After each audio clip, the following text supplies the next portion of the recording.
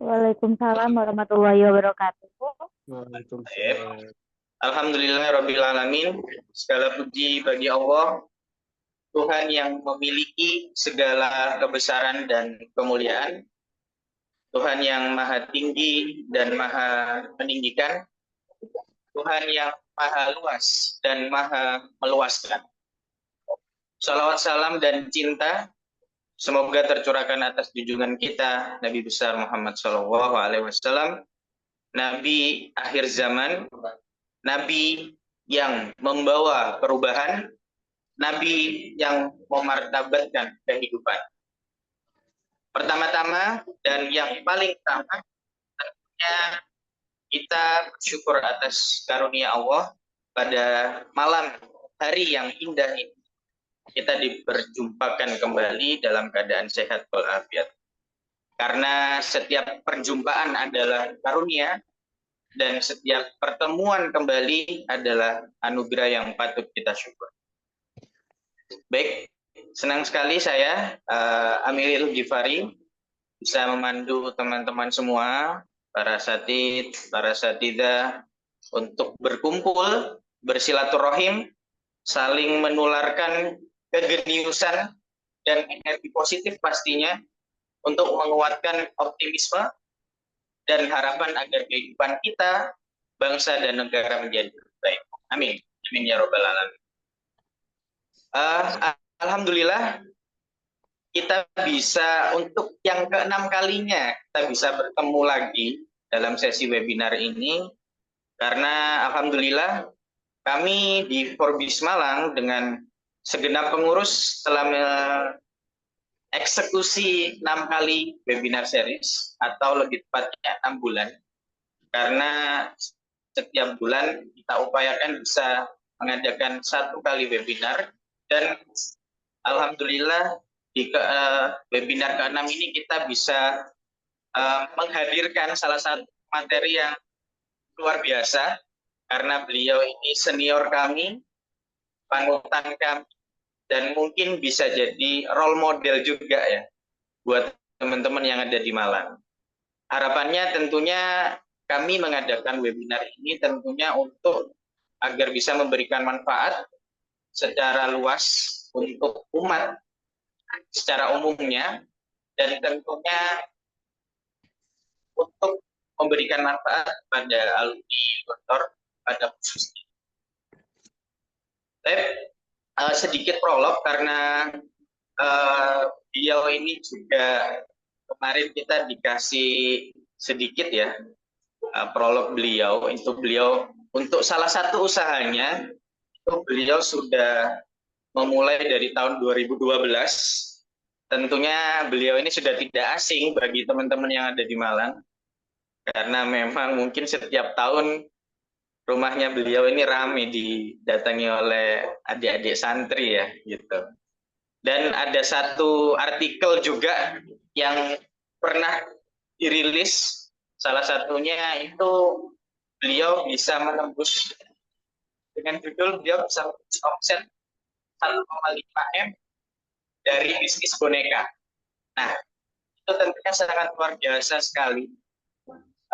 Gimana pengalamannya, kemudian teknisnya seperti apa, kemudian dan lain halnya. Tentunya kita akan banyak belajar di acara webinar kita kali ini. Sebelum itu, sebelum kita serahkan langsung ke pematerinya, mohon izin juga untuk menyampaikan salam dari Ketua Forbis sekaligus Ketua IKPM Malang juga, Ustadz David, karena seharusnya ada yang memberikan sambutan pada malam hari ini, karena beliau berhalangan sedang ada perjalanan. Izin menyampaikan salam dari beliau. Semoga acara webinar kali ini senantiasa memberikan manfaat dan bisa berdampak lebih luas. Oke, untuk next event, next acara, mungkin kita langsung serahkan kepada Ustadz Samsul yang alhamdulillah sudah ada di tengah-tengah kita. Sebelum itu, mari kita buka acara kita pada malam hari ini dengan bersama membaca basmalah. Bismillahirrahmanirrahim.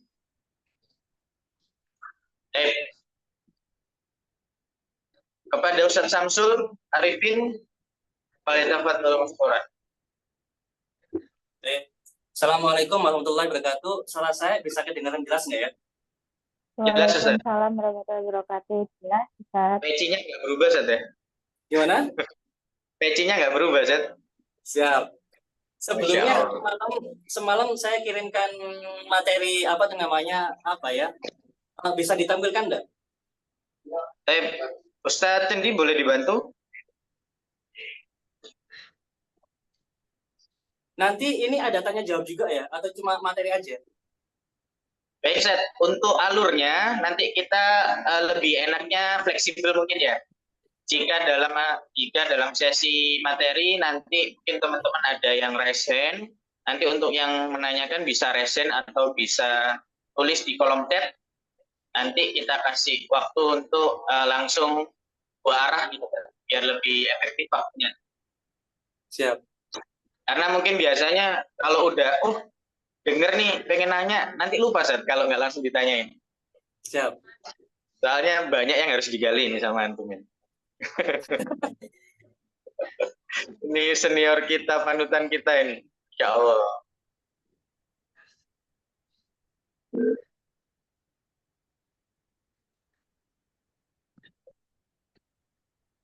Oke, saya mulai ya. Assalamualaikum warahmatullahi wabarakatuh untuk teman-teman semuanya. Luar biasa di Forbes ini jujur ya. Ini pertama kali saya masuk di forum bisnis alumni Gontor ini. Dan juga saya jujur belum masuk di grup Forbes Malang. Entah mungkin ada grup WA-nya atau grup apalah. Tolong saya dimasukkan biar nanti. Ada. Masya Allah, kok belum masuk, Seth? Antum kan sebagai penasehat ini, Seth. Nggak tahu saya.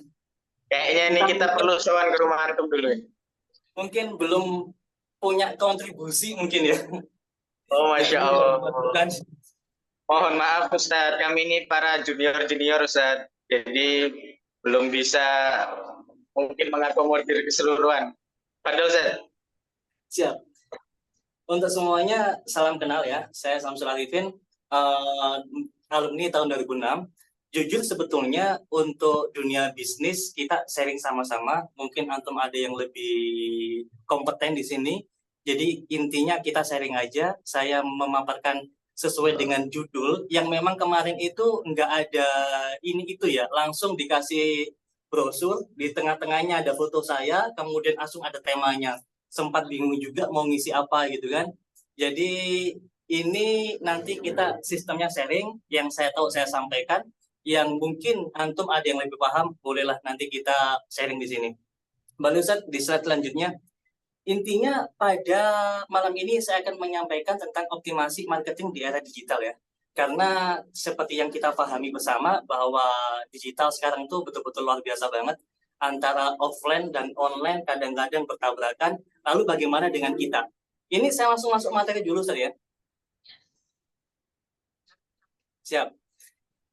Jujur, ada beberapa buku nih yang pernah kita baca, mungkin antum sudah baca semuanya ya. Ada marketing 1.0, 2.0, dan sebagainya. Di sini saya ubah namanya menjadi 4 fase marketing ya.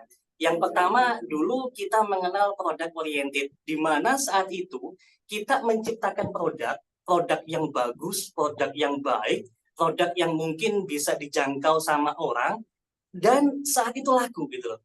Kenapa kok pasti laku? Karena pertama harganya, mungkin kompetitor sangat minim. Kemudian orang juga lebih tertarik. Misalkan saat itu mungkin antum semuanya pernah mengenal keripik misalkan ya.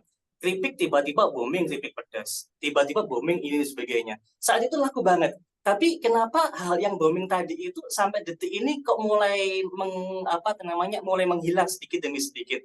Karena produk orientednya yang dibangun, produk apapun saat itu yang dibuat, yang diproduksi, yang dipasarkan pasti laku. Mungkin di warung sekitar kita ada jajan ciki, itu pasti laku, produk oriented. Tapi semakin ke sini, ternyata produk-produk tadi itu nggak bisa bertahan lama. Mungkin karena ada beberapa faktor nih. Faktor pertama mungkin dari segi ekonomi yang mungkin tidak bisa, apa namanya, produknya terlalu mahal dan sebagainya, sehingga masuklah ke customer oriented. Contohnya simpel kayak gini nih. Dulu bemo gitu ya, mobil bemo itu ya, itu laku banget karena adanya cuma itu. Kijang misalkan, mobilnya boros, kemudian mobilnya tua gitu ya, itu laku banget. Kenapa? Karena produknya cuma itu. Tapi semakin ke sini, orang jadi semakin berpikir nih, untuk membeli sebuah mobil aja kita berpikir.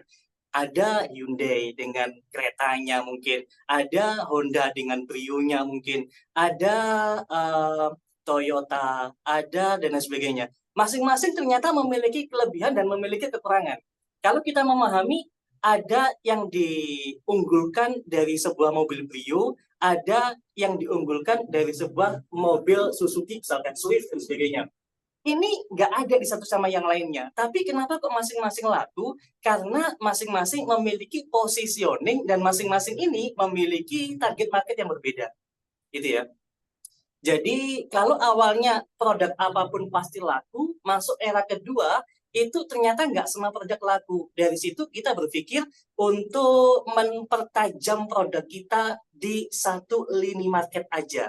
Karena kita nggak mungkin dong menyebar seluruh produk ke semua lini market, kan nggak mungkin. Makanya kita pilah-pilah nih market kita yang di mana sih gitu kan. Nah, dari pemilah-milahan ini ternyata beberapa orang marketing itu sangat brutal ya dalam menyampaikan ya. Sangat, bahkan kalau seandainya kita datang ke sebuah pameran, kita didatengin para marketer, kita didatengin orang-orang yang menjaga stand pameran dan sebagainya, kita seakan-akan kayak diserang gitu kan, sampai kita jenuh dengan istilah marketing. Allah marketing, Allah ini. Bahkan ketika kita ditelepon, Kak, ada ini mau nggak join, Kak, ada produk ini mau nggak join dan sebagainya. Ternyata di situ kita kayak jengah, kita kayak nggak mau dengan semua itu. Makanya muncullah human marketing, artinya memanusiakan manusia, yang dalam bahasa beberapa tahun yang lalu itu kita sering mendengar akan istilah marketing with love. Mungkin saat itu ada beberapa tokoh ya, kayak Ipo Santoso, kemudian Agim juga tuh, mereka mengatakan marketing with heart dengan kolbu, manajemen kolbu dan sebagainya. Di sini kita mulai nih memanusiakan manusia, dan ternyata manusia sendiri itu sudah mulai menghilangkan ahli di bidangnya. Contoh simpel kayak gini nih. Misalkan nih, kita mau membeli sebuah HP. HP kita nggak ngelihat langsung, kita nggak mendengarkan langsung HP ini dari ahlinya, dari Menkominfo misalkan dan sebagainya. Tapi kita dengerin dari para para teman kita HP-nya apa, kita pakailah HP itu dari saudara kita, influencer dan sebagainya. Dari mereka HP-nya apa? Kita berusaha mencapai ke situ. Karena di sini sudah mulai nih adanya marketing with love. Kemudian sekarang kita memasuki era digital. Era digital ini agak luar biasa ya. Dampaknya luar biasa banget. Diawali ketika COVID kemarin, ketika kita nggak bisa keluar dan lain sebagainya. Oke, bisa slide selanjutnya. Di sini saya akan menyampaikan secara cepat, lugas. Semoga ini menjadi menjadi gambaran buat kita semuanya tentang yang ingin saya sampaikan. Pada poinnya, untuk segi marketing, untuk segi penjualan dan sebagainya, kita memiliki titik khusus bagi diri kita. Itu nanti yang ingin kita temukan gitu ya. Makanya saya ingin masuk di grup Forbes gitu ya, untuk sharing dan sebagainya. Karena dari sisi bisnis itu kita nggak bisa loh sendirian. Ternyata bisnis itu kita nggak bisa sendirian. Untuk segi pemasaran kita juga nggak bisa sendirian. Kenapa? Kita butuh komunitas. Kita butuh orang yang mentor lah minimal. Kita butuh orang yang ditanya dan sebagainya. Kita memasuki era digital marketing yang biasanya orang berubah sangat pesat, di mana yang dulunya kita mungkin bertanya, Kak, HP ini apa dan sebagainya. Sekarang enggak. Bahkan kalau seandainya kita beli sesuatu di toko misalkan ya, kita beli sesuatu di toko, kita nggak lepas dari HP kita, betul nggak? Kita nggak lepas dari HP kita. Misalnya gini, kita nanya nih, Kak, ini harganya iPhone 14 berapa? Misalkan kayak gitu ya. Dia langsung jawab, tapi di tangan kita nih, kita sharing harga iPhone 14 berapa sih? Kira-kira masuk nggak harga dia, betul kan? Misalkan lagi, kita beli kacang kedelai misalkan. Ketika kita datang ke pasar, secara minimal ada beberapa orang di tangannya itu sudah mengecek harga kacang kedelai berapa. Baru dia memutuskan apa yang dia beli, baru dia memutuskan kira-kira nih, saya nego berapa nih sama penjualnya. Nah, ini digital marketing segitu luar biasanya. Lanjut slide selanjutnya, Sir. Dari situ kita mengenal namanya digital marketing, pasti ada beberapa aplikasi untuk pemasaran ya. Ada Facebook yang sering kita dengar ya, ada Facebook, ada Instagram, Shopee, Tokopedia, dan TikTok. Ini luar biasa banget. Dimana Facebook nggak bisa disamakan dengan Instagram, Instagram nggak bisa disamakan dengan Shopee, Tokopedia, bahkan semuanya nggak bisa disamakan dengan TikTok. Masing-masing ini memiliki perbedaan yang sangat signifikan. Salah kiranya kalau kita bermain di Facebook, tapi kita melakukan ala-ala TikTok gitu ya. Salah, karena banyak yang bilang kayak gini, kalau Facebook itu orang-orang tua, Facebook itu orang-orang jadul, Facebook itu untuk orang-orang yang mungkin agak kolot, agak monoton gitu ya. Mereka tidak aware dengan adanya perubahan dan sebagainya. Benar. Tapi kalau seandainya kita larinya kemana nih? Kita larinya ke emas misalkan, kita larinya ke properti misalkan. Facebook masih luar biasa banget. Mungkin kita larinya ke hewan misalkan, atau kita larinya ke hewan ya, jual beli hewan atau adopsi dan sebagainya. Itu Facebook luar biasa banget. Tapi ada beberapa kelemahan dari Facebook ini yang perlu kita perhatikan. Makanya Facebook kita larinya ke situ, kita harus memahami Facebook itu kayak gimana. Orang Facebook beda juga nih dengan orang Instagram. Orang Instagram katanya lebih pintar daripada orang Facebook. Instagram lebih didominasi oleh kaum Gen Z, oleh orang-orang yang yang sudah melek dengan teknologi. Di situ kontennya beda. Kalau Facebook ada tulisan, Instagram udah nggak ada lagi. Mereka memakai bahasa foto, mereka memakai bahasa video, dan sebagainya. Perbedaan yang utamanya ada di algoritma. Kalau Facebook sama Instagram hampir sama ya. Ada followersnya, kemudian Instagram lebih berkembang lagi tuh, Instagram. Dengan kita menggunakan video, bisa lebih pesat lagi. Kemudian kita ada Shopee, Tokopedia. Apakah sama nih Tokopedia, Shopee, Instagram, dan Facebook? Ternyata berbeda.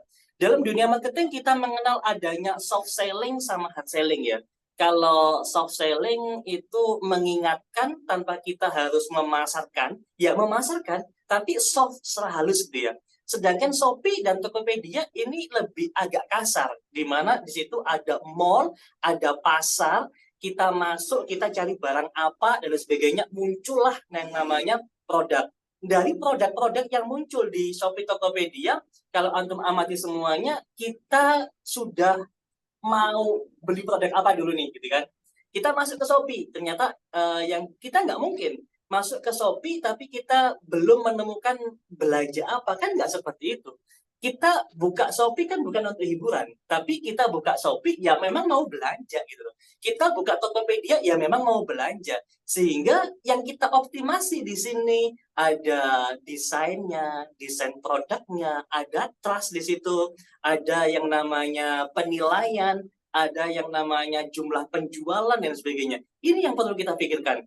Kayak gini misalkan, kita datang ke sebuah mall nih, Di situ kita mau membeli satu sepatu misalkan. Nah, sepatu kan muncul tuh beberapa toko-toko sepatu. Kira-kira yang menarik yang mana nih? Apakah yang rame? Kalau di mall kan pasti kita ngelihatnya yang rame duluan.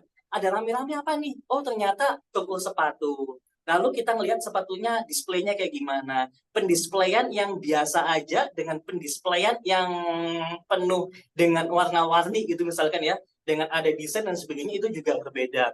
Di sini yang dibutuhkan adalah penjual yang trust atau terpercaya, yang bisa dibuktikan dengan banyaknya penjualan, yang bisa dibuktikan dengan banyaknya bintang, yang bisa dibuktikan dengan banyaknya penilaian positif, bintang 5 dan sebagainya. Itu Shopee atau Tokopedia. Sekarang kita masuk dunia TikTok. Jujur saya ingin bahas lebih banyak tentang dunia TikTok ini, di mana setiap hari mulai tahun kemarin Desember, 1 tahun lebih satu tahun setengah lah, saya memasuki dunia TikTok dan saya menemukan hal-hal yang luar biasa. Mudah-mudahan aja dengan yang saya sampaikan ini bisa menjadi gambaran buat antum semuanya. TikTok adalah dunia perpaduan antara Facebook, Instagram, Shopee, dan Tokopedia, di mana semua teori marketing ada di sini. Kalau antum belajar marketing dari A, B, C, D gitu ya, antum akan lebih aware ketika antum memasuki dunia TikTok. TikTok yang dulunya cuma hal-hal yang negatif, orang yang bermain-main aja, orang yang cuma joget-joget, yang sistemnya mungkin agak vulgar, tapi ternyata bagaimana kita menggunakannya. Ketika kita menggunakan TikTok untuk dakwah, hasilnya ya dakwah. Ketika kita menggunakan TikTok untuk dunia yang penjualan, ya udah penjualan yang kita dapatkan. Dari segala marketing 1.0, 2.0, 3.0, 4.0, muncul semuanya ada di dalam TikTok. Dan ini yang ingin saya pertajam di sini. Bisa slide selanjutnya, Ustaz? Dari dunia TikTok ini, sebelumnya saya ingin tanya dulu nih ke teman-teman semuanya, ke ustadz-ustadz semuanya, ke ustadz-ustadzah. Saya nggak terbiasa dengan ustadz-ustadzah ya. Mohon maaf. Saya ingin nanya nih, ada nggak yang sudah menggunakan TikTok untuk era marketingnya? Ada nggak nih? Jadi Siap. Udah ya, ada ya. Oke. Mungkin penjelasan saya cuma gini aja. Di sini saya ingin menyampaikan, kita cuma sharing aja, Ustaz ya. Kita sharing aja untuk lebih mempertajam. Di TikTok ada namanya content management. Bagaimana pemilihan sebuah produk. Produknya harus disukai sama masyarakat. Ternyata semakin produk itu laku. Jadi gini, ada orang bilang nih, algoritma TikTok hanya untuk beberapa produk saja. Saya bilang, mungkin iya, mungkin tidak. Karena sekali lagi, TikTok hanyalah sebuah mesin algoritma yang di situ tidak ada yang bisa memahaminya kecuali programmernya. Bahkan orang TikTok sendiri, kalau sebagai afiliator kita mengenal adanya CM ya, contact management. Kalau sebagai seller kita mengenal adanya AM gitu ya. Kalau kita tanya sama mereka, pembahasannya itu berbeda dengan para yang paham dengan TikTok sendiri. Kita pelaku TikTok gitu ya. Contoh kecil aja, bagaimana penjabaran algoritma A gitu ya. Orang dalam TikTok bilang, nggak ada itu. Tapi ternyata kita merasakan bagaimana pelanggaran 1, 2, dan sebagainya. Nah, algoritma ini ternyata di dalam TikTok itu orang TikToknya sendiri nggak paham. Tapi kita ada beberapa rumusannya. Seperti ya gini, sebuah produk akan di-up sama TikTok ketika produk tersebut aware atau sesuai dengan demand yang tinggi bagi pembelinya gitu ya. Ketika pembelian mencapai 1.000 sekian, mau nggak mau TikTok akan meng-up itu, produk apapun itu yang masuk dalam kriteria mereka. Misalkan kita punya produk keripik misalkan. Keripik ini kok penjualannya tinggi dengan keuntungan yang harga yang lumayan bagi TikToknya, produk ini akan diangkat sama TikTok. Pengangkatannya kayak gimana? Pengangkatannya bisa disebarkan melalui afiliator, masuk ke dalam lomba-lomba mereka, bisa masuk ke dalam produk yang direkomendasikan. Kan TikTok setiap 1 minggu sekali mengeluarkan produk rekomendasi gitu ya. Dan ini produk rekomendasi ini sesuai dengan beberapa kriteria dari TikTok ajukan. Dari harganya, dari kita sebagai seller bagaimana mengaplikasi produk tersebut dan sebagainya. Kemudian yang kedua, setelah kita menemukan produk yang tepat, kita harus membuat apa yang TikTok mau gitu ya. Secara organically pastikan, secara organik. Organiknya bagaimana? Ada video pendek, ada live streaming dan sebagainya. Live streaming pun juga TikTok kadang-kadang maunya bagaimana sesuai dengan standarisasi mereka. Ibarat kata kayak gini nih, Kalau dulu kita datang ke pasar gitu ya, di pasar kan ada orang jualan sayur, di pasar ada orang jualan apa itu namanya ikan, ada orang jualan beras dan sebagainya. Nah, di depan pasar nih ada penjual obat. Dulu sering banget kayak gitu kan, penjual obat yang mereka selalu apa itu namanya koar-koar, wah pakai ular biasanya kan, pakai teriak-teriak gitu kan. Nah, itu ternyata menarik. Dan sisi ini di TikTok kita menyebutnya dengan istilah live streaming. Kalau apa produknya tadi itu kita taruh di depan pasar dengan hal yang menarik seperti para penjual obat tadi itu, maka pembeliannya pun juga akan semakin meningkat, betul kan ya? Kemudian yang ketiga nih, ada istilah ads atau iklan. Algoritma di TikTok ya betul ada organiknya tadi kan, ada VT, ada iklan dan ada VT, ada live dan sebagainya. Ini algoritmanya akan mengatur bagaimana caranya tersebar gitu ya. Tapi algoritma ini bisa kita akalin dengan menggunakan ads ya, menggunakan ads. Ads ini pastinya yang di ads kan apa? Kalau di Shopee yang kita iklankan adalah produk gitu ya. Di TikTok ada nggak iklan produk? Ada. Apakah maksimal kok? Beda produk beda ya, beda produk ya. Beda produk, beda akun biasanya beda. Yang saya alami kalau Shopee itu iklannya berupa produk, tapi kalau di TikTok beda. Yang diiklankan adalah video atau live streaming. Ibarat kata kayak gini. Kalau di Shopee, orang masuk pasti beli gitu ya. Pasti beli karena dia membutuhkan produk itu. Tapi kalau di TikTok tidak. Di TikTok, orang yang masuk itu mencari hiburan, kemudian menemukan sebuah brosur, kita bilang ya, menemukan sebuah brosur, menemukan sebuah iklan, sehingga dia tanpa tanpa apa namanya dengan sukarela mau membelinya. Ibarat kata orang yang awalnya tidak butuh menjadi butuh lalu menjadi membeli. Ini hebatnya TikTok. Sama kayak kita jalan-jalan di jalanan umum misalkan. Di situ ada iklan gede banget kan, ada iklan gede banget. Ketika kita melihat iklan tadi, kita yang awalnya tidak butuh menjadi ingin membeli. Itulah TikTok. Makanya yang dibutuhkan iklan di sini apa nih? Apakah produk? Apakah kontennya? Apakah videonya gitu ya? Makanya di TikTok ada namanya istilah GMV dan sebagainya. GMV penjualan. Di sini kita melihat nih dari sebuah video. Video A misalkan, ini penjualannya 10 juta nih satu minggu gitu ya. Ada video B, ini penjualannya cuma 1 juta nih satu minggu. Nah, yang kita iklankan adalah video yang mendatangkan penjualan lebih tinggi. Kenapa kok kita iklankan? Dari sisi organik aja dia sudah ada penjualan gitu. Makanya kita push dengan iklan, kita persebar apa tuh namanya videonya tadi dengan harapan penjualan lebih meningkat gitu ya. Kemudian selanjutnya dari iklan tadi ada nama istilah LOI. LOI itu berapa sih persentase dari orang yang melihat sama orang yang membelinya. Kemudian yang ketiga nih ada istilah promote. Promote ini beda dengan iklan.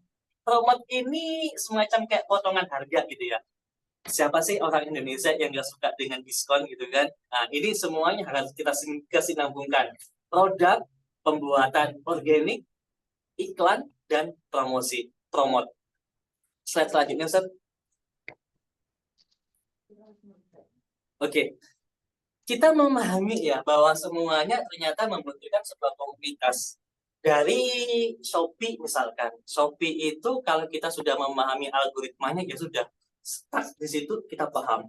Facebook nih, kita memahami algoritmanya dengan Facebook Ads dan sebagainya, ya udah start di situ. Tapi beda dengan TikTok. TikTok itu 1 bulan sekali ada perubahan, 1 bulan sekali ada hal yang baru. Kita menyebutnya TikTok itu adalah sebuah dunia yang di dalamnya ada tren terbaru gitu ya, ada tren. Makanya tren ini, perubahan ini kalau kita tidak mempelajarinya setiap waktu, setiap minggu, setiap bulan gitu ya, kita nonsen adanya. Sama kayak kalau teman-teman semuanya, kalau Ustadz Asatidz semuanya Mungkin ada yang kuliah di kedokteran gitu ya. Di kedokteran kan ada istilah long life education atau semua umurnya untuk belajar gitu kan. Begitu juga dengan TikTok yang saya rasakan saat ini. Itu ternyata ketika kita memahami era A, ternyata besoknya ada perubahan baru lagi nih gitu ya. Kemudian kita belajar lagi era baru ini. Ternyata ada era baru lagi nih gitu ya. Karena TikTok itu adalah sebuah algoritma yang memang di dalamnya algoritma ini nggak bisa menjadikan sebuah manusia, itu nggak bisa. Tapi mereka punya penilaian tentang algoritma. Algoritma dalam bahasa lain adalah kreativitas ya. Sekali lagi, algoritma di TikTok dalam bahasa lain yang ingin saya sampaikan, yang ingin saya tekankan, algoritma adalah kreativitas. Untuk mencapai algoritma gitu ya, itu tidak bisa dilogikakan dengan A, B, C, 1 tambah 1, 2, sebagainya, nggak bisa. Tapi di TikTok ada penilaian algoritma, penilaian dari kreativitas yang disebut dengan engagement. Engagement inilah yang memicu adanya tren baru, yang memicu adanya aturan baru dan lain sebagainya. Itu Ustaz. Mungkin slide selanjutnya ini pembukaan yang bisa saya sampaikan. Mungkin di sini kita bisa tanya jawab, kita bisa sharing di sini ya. Yang saya pahami tentang dunia TikTok seperti itu. Jujur sih, saya berkali-kali kalau didatengin sama teman-teman gontor, bisnisnya boneka gitu ya. Tapi saya mau menjelaskan tentang boneka kayak gimana gitu kan. Saya sendiri juga nggak suka bermain di boneka. Kemudian kalau seandainya bisnis boneka, oke, saya bisnis boneka. Tapi bonekanya ya nggak begitu besar, nggak begitu wah gitu ya. Karena kalau kita berpikir, kita sendiri sih sebagai orang biasa gitu ya. Antum kalau melihat boneka yang dibuat oleh produk lokal, oleh pengusaha lokal, dibandingkan nih dengan boneka impor misalkan. Mungkin ada di mall, mungkin ada di di IB gitu ya, di IJ gitu ya. Itu kan bagus-bagus banget. Harganya juga murah-murah banget. Dan di situ saya pasti kalah. Makanya dari awal saya dikenal dengan pengusaha boneka. Oke, saya pengusaha boneka. Sampai detik ini juga saya pengusaha boneka. Tapi kita nggak bisa lah tidak survive dari sini. Apalagi ketika COVID kemarin, di mana 7 cabang saya harus tutup semuanya, mau nggak mau kita harus masuk ke dunia online. Dan di dunia online, ternyata tidak boneka yang saya bawakan, ternyata malah obat-obatan kucing gitu ya.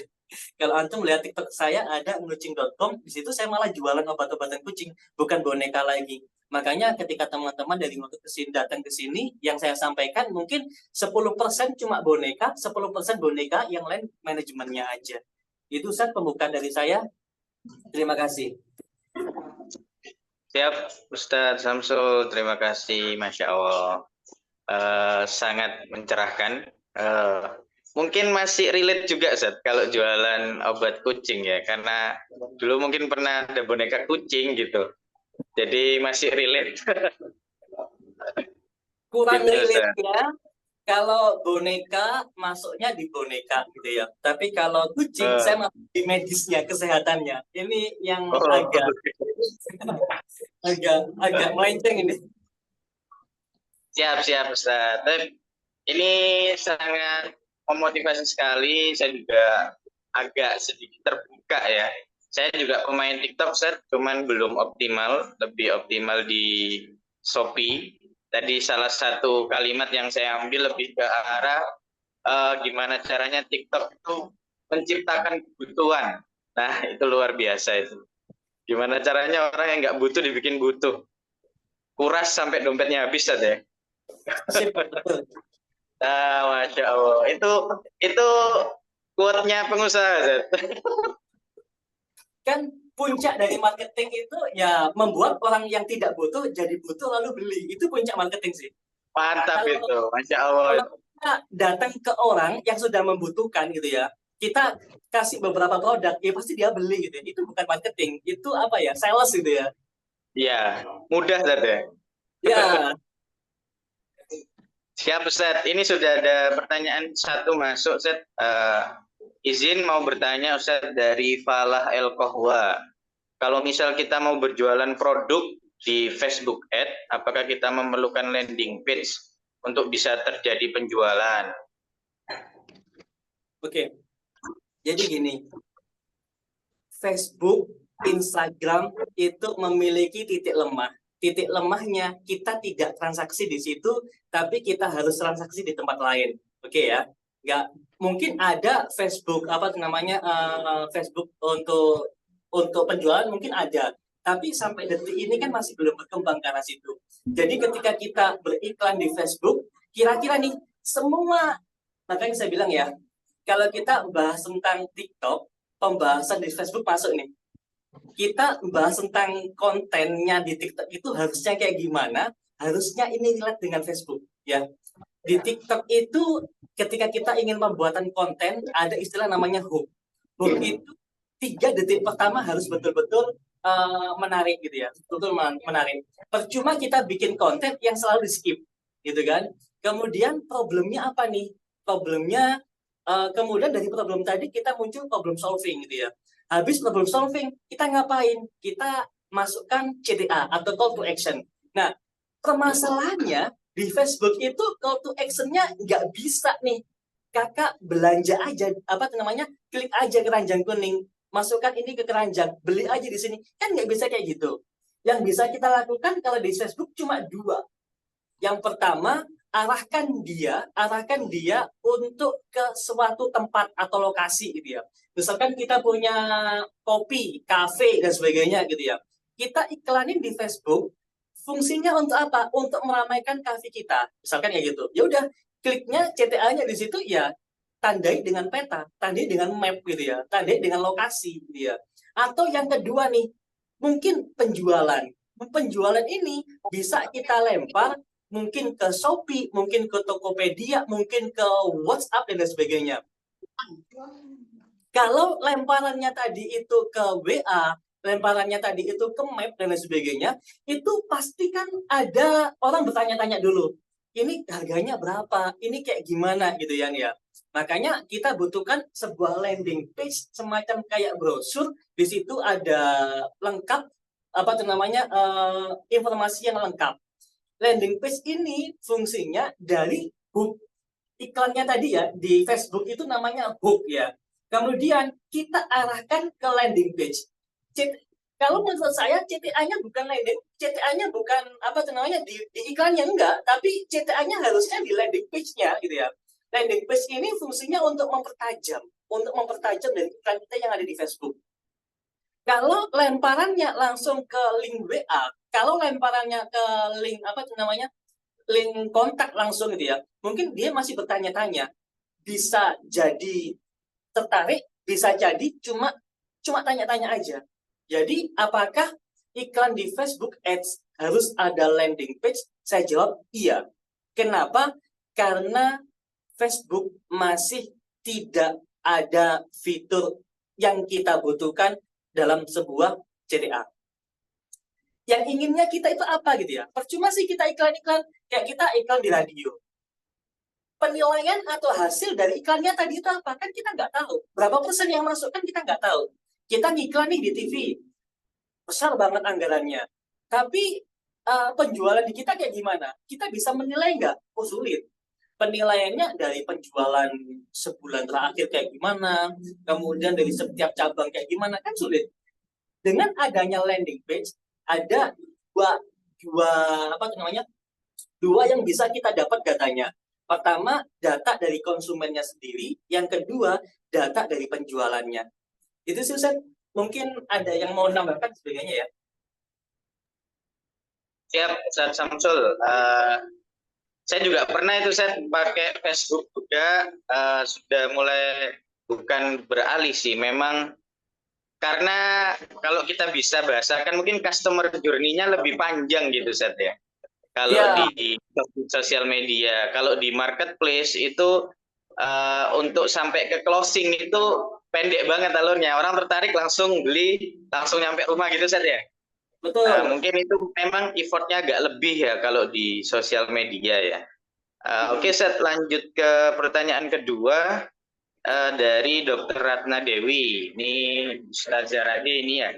mohon izin bertanya, untuk bisnis di bidang jasa dengan target pasar menengah ke bawah daerah kabupaten, apakah relate jika menggunakan marketing ads atau iklan? Monggo, Ustaz. Relate atau nggak relate tergantung kitanya sih Ustaz. Ini dokter ya, salam kenal dokter ya. Sebetulnya kalau dokter eh, bukannya menggurui ya, tapi gini, ketika Mungkin kita ini Ustaz menggunakan bisa disampaikan produknya mungkin. Dokter Ratna, Dewi, Ustaz Jaradi. Produknya apa nih? Iya. Mungkin bisa spesifik. Jadi mohon izin untuk produk spesifiknya lebih ke ini aja ya, unggulan dari pelayanan kliniknya ya. Unggulannya kita ada sunat modern. Halo, Iya, oke. Kalau kami ada, seperti itu, kan artinya gini, iklan dimanapun sih ya, mau di TikTok maupun di Facebook, itu kan iklannya yang kita inginkan apa sih, gitu kan? Call to action-nya maunya apa? Mau membeli sebuah produk atau kita mengenalkan lokasi kita, dia mengenalkan lokasi kita. Kalau kita mengenalkan sebuah produk, berarti area ketika kita mengiklan ya seluruh Indonesia gitu ya. Ketika kita mengiklankan sebuah tempat, maka ya kita persempit area lingkupnya. Mungkin di Malang, atau mungkin Malang Selatan gitu ya. Dalam iklan kan di situ disediakan nih, mau di Malang aja, atau kita masuk ke kabupaten lain dan sebagainya. Apakah relate? Kalau seandainya ini maksud saya iklan masuk di sosial media, relate banget. Pertama, di sosial media itu tidak hanya menjual produk ya kalau saya. Tidak hanya menjual produk, tapi bagaimana nilai dari diri kita dikenal sama masyarakat. Dikenal sama masyarakat. Contoh yang paling agak apa ya? Yang agak gimana gitu ya? Antum tahu Dokter Richard ya? Dokter Richard itu iya yang Ustaz. produknya itu apa skincare dan sebagainya. Nah, itu kan pada dasarnya dia mengenalkan dari cabang-cabang dia. Sementara kalau kita amati penjualan terbesar dia yang katanya 40 miliar satu hari kemarin itu, kalau saya amati ternyata penjualan terbesar bukan produk. Produk iya, tapi yang dia jual adalah paket ke klinik di cabang-cabang dia. Artinya yang dia pasarkan berarti lokasi dari kliniknya. Misalkan kayak gini, kalau perawatan 1 bulan kita menghabiskan angka 2 juta misalkan. Saat itu dia bilang, kalau kalian check out apa namanya harga paket gitu ya, kita kasih harga cuma 500.000. Dan ini senilai paketan 1 juta tadi. Dia larinya kemana? Kirimnya apa? Kirimnya ya berupa voucher. Ini digunakan untuk apa? Digunakan di klinik dia tadi. Ada satu juga yang ingin saya jadikan contoh. Antum tahu nggak Prabu Motor yang ada di Madiun atau Ponorogo itu?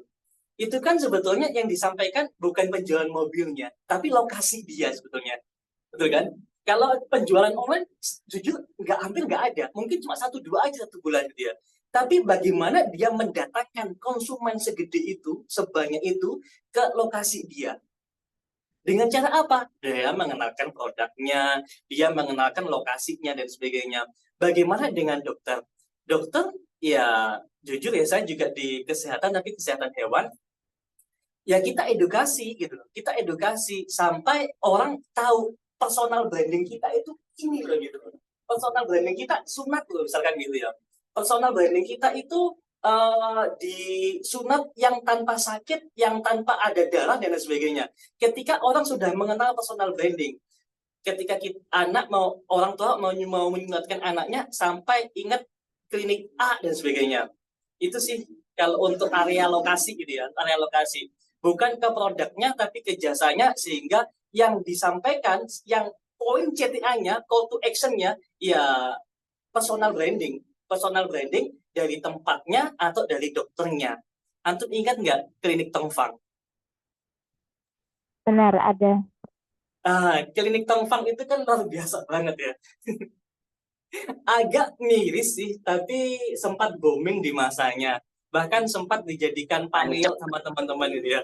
Nancep banget. ketika kita sakit udah datang aja ke klinik Tompang gitu ya.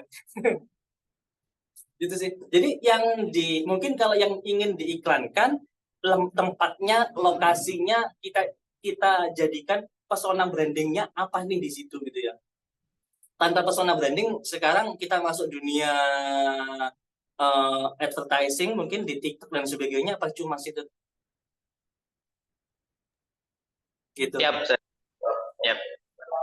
Mungkin bisa kalau lokasi atau klinik atau apa itu mungkin bisa kegiatannya mungkin saja yang dipromosikan ya. Kalau saya sih lebih cenderung membangun personal branding ya. Nah, iya benar Ustadz. Saya sudah 2-3 tahun ini ya, itu membuat mencoba konsisten untuk membuat konten di TikTok untuk personal branding tersebut. Karena ketika TikTok saya FYP, nanti akan mengarah ke TikTok klinik. Ketika saya live, ketika video FYP, pasti follower TikTok saya dan klinik akan naik. Nah, ketika dari saya live, kemudian customer atau pasien ini follow ke saya, kemudian follow ke klinik, setelah itu dari klinik baru ke admin, ke link WA admin. Sementara seperti itu, tapi kan kendalanya banyak untuk konsisten di live, untuk konsisten video ini, karena membutuhkan effort banyak tim. Jujur, saya ingin membuka sedikit ya, untuk teman-teman semuanya ya. Untuk teman-teman semuanya, saya live juga, tapi untuk saat ini bukan saya yang live. Kita pakai host.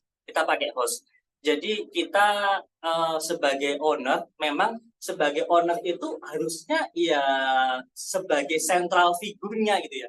Central figurnya ya kita owner. Jangan central figure itu dilimpahkan ke orang lain. Jangan. Kenapa? Ketika orang lain tadi itu keluar dari bisnis kita kalang kabut. Lebih baik kita jadikan diri kita central figure, kemudian yang lain kita jadikan wakil. Di tempat saya, itu sekarang pun masih live, kita live 21 jam dengan 3 host ya. 3 host. Ini gini, satu hostnya kita, misalkan kita kasih 3 juta gitu ya. 3 juta. Kemudian saya juga punya 2 editor 5. Taruhlah semuanya gaji 3 juta misalkan. Kita punya target nih. Kemudian editor ini fungsinya untuk apa? Untuk membuat konten, untuk membuat konsepnya, untuk membuat idenya. Di mana 1 minggu kita langsung tag semua konten. Kita 1 minggu itu sehari, misalkan hari Senin, kita bikin konten 10-15 udah bikin konten hari itu udah. Setelah itu kita ngapain? Udah kita santai-santai aja. Biarkan tim yang bekerja. Biarkan editor yang bekerja, biarkan mereka yang mengupload dan sebagainya. Kita ngapain? Kita cuma cek akunnya kita kayak gimana, kita cek analisanya kayak gimana dan sebagainya. Untuk host juga sama. Yang live kalau bisa jangan kitanya, karena mau seistiqomah apa sih kita gitu ya. Ketika kita live kita jelas nggak bisa ngapa-ngapain. Ketika kita masuk dunia streaming gitu kan, kita harus fokus di live itu, kita nggak bisa ngapa-ngapain lagi, rugi gitu loh. Jadi kalau saya hire orang, saya hire host untuk nge-live, kemudian saya hire orang editor untuk bikin videonya. Dari pemasukan, saya kan punya produk. Kemudian produknya tadi itu saya pisah jadi 2. Saya pisah dari seller sama afiliator. Makanya saya punya 2 akun nih, akun seller sama akun afiliator. Kenapa kok saya punya 2? Saya ingin merasakan seller itu kayak gimana, afiliator itu kayak gimana. Kalau seller ini yang megang AM, yang katanya orang dalam TikTok, afiliator juga punya, namanya CM, orang dalam TikTok juga. Jadi saya megang 2 akun, AM sama CM, gitu ya. Dimana yang namanya afiliator di event-event tertentu, dia pasti akan di-up lebih sama TikToknya. Ini yang saya inginkan. Kemudian, selanjutnya yang kedua, dari sisi penjualan, seller, oke lah, biar saya merasakan bagian seller gitu ya. Saya kasihlah afiliator ini komisi. 10-20%. Dan ini saya targetkan untuk afiliator yang saya pegang. Minimal 1, saya tunjukkan data aja ya Ustaz ya, lebih enak ya. Sebentar, saya bukakan data. Salah satu afiliator akun yang saya pegang Oke. Di bulan Juni, ini bulan sekarang ya. Antum kelihatan nggak ya? Kelihatan nggak, Ustaz? Oke. Di sini tertulis komisi yang masuk itu 26 juta. Komisi yang masuk 26 juta. Misalkan nih, satu bulan kita dapat 26 juta. Beban kita untuk tim-tim kita tadi, taruhlah 3 kali 5, berarti 15 ya. 3 kali 15, 3 kali 5, 15. Sudah, kita alokasikan 15 juta dari komisi afiliator tadi itu, gitu kan. Sisanya kan berapa? Sisanya kan 9 juta. 9 juta ini bisa kita apain? Ya udah, terserah kita mau diapain. Mau buat jalan-jalan, makan-makan boleh. Yang penting dari komisi yang targetnya tadi itu 9 juta, 15 juta harus masuk ke tim kita. Itu sih, Ustazah. Gimana? Dilihat nggak ya? Terima kasih. Atau nyambung nggak ya? Atau saya kecepatan nih? Ada lagi saja? Jadi kontennya gini. Antum nggak akan bisa istiqomah di sosial media, di iklan dan lain sebagainya kalau antum sendirian. Ingat Raffi Ahmad, Gigi, dia yang muncul di depan kamera, tapi ingat timnya ada banyak, ada tim kreator, ada kameramen, ada editor, ada tim kreatif dan sebagainya. Antum kalau tahu Koh Chun, ya penjual nomor 1, afiliator nomor 1 di TikTok yang jualan elektronik itu timnya nggak cuma dia. Co-hostnya ada 3, di situ ada editor, di situ ada tim kreator dan sebagainya. Kalau antum bekerja sendirian, nggak akan mungkin bisa. Bedanya pengusaha dan penjual, ketika orang tua kita jualan, ya udah mereka yang jualan, mereka yang buka toko, mereka yang datang ke toko. Tapi kalau bisa kita jadi pengusaha. Pengusaha itu apa sih? Hemat saya, pengusaha yang memberdayakan orang lain untuk kepentingan kita. Betul nggak? Kok kayaknya itu ya, apa namanya, ini banget ya. Pengusaha yang memberdayakan orang lain, ya betul sih, memberdayakan orang lain untuk kepentingan kita. Gitu sih. Ya sama-sama menguntungkan maksudnya ya. Siap, Ustaz. Masya Allah.